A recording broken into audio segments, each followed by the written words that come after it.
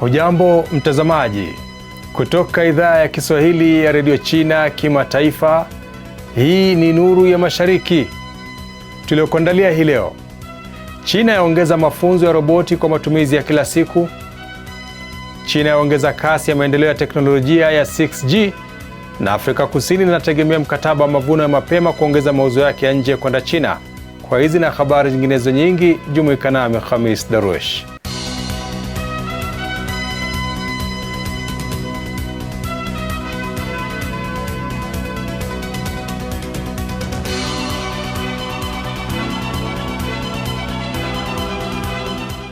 China imezindua awamu ya 3 ya kituo chake kikubwa cha mafunzo ya roboti.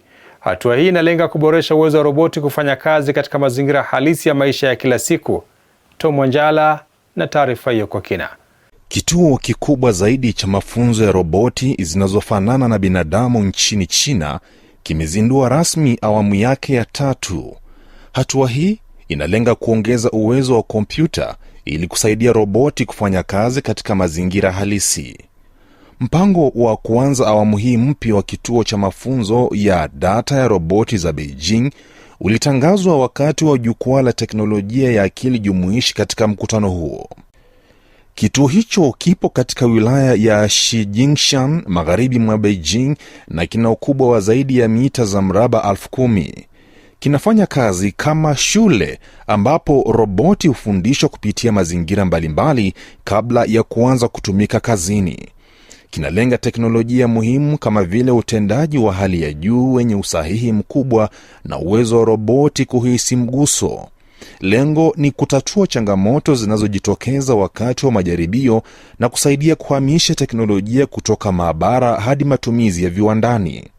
Hadi sasa, kituo hiki kimekamilisha awamu zote 3 za maendeleo yake.